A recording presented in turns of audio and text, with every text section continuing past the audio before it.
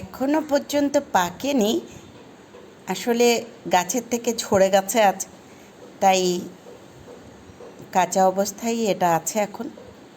ভেবেছিলাম জুন মাসের 30 তারিখে তুলব পেকে গেলে, কিন্তু এখনও ভীষণ শক্ত।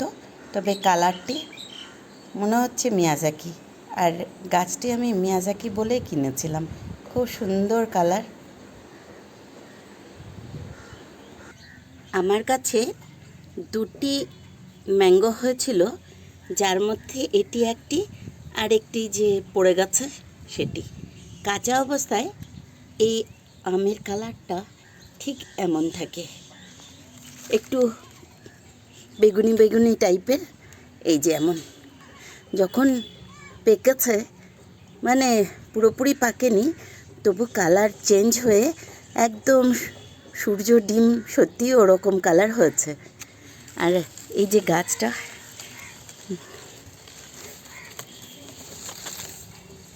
এই যে গাছের পাতা,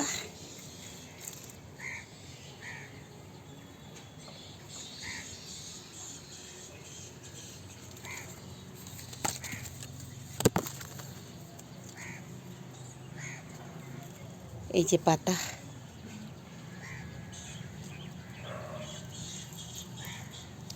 অনেকগুলো গাছের মধ্যে বোঝা যাচ্ছে কিনা এই গাছটি এখানে ছিল।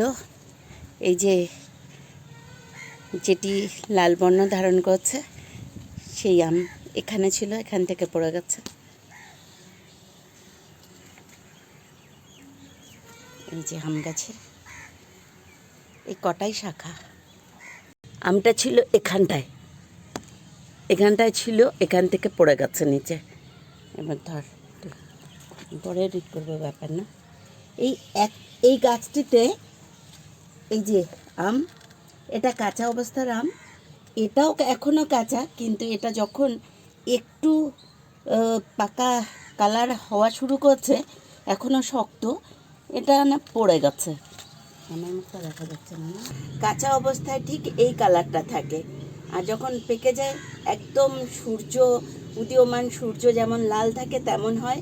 সেই জন্য বাংলায় এই আমের নাম দেওয়া হয়েছে সূর্য ডিম।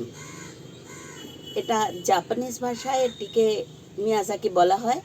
জাপানের একটি শহর মিয়াজাকিতে বহু বছর ধরে গবেষণার পর এই আম অকশন করা হচ্ছে। অকশনে 2,74,000 টাকা পার কিলো এই আমটি হয়েছে। এবার হচ্ছে আমের কালার কত পরিবর্তিত হয়ে গেছে, কিন্তু এটা এখনও কাঁচা শক্ত।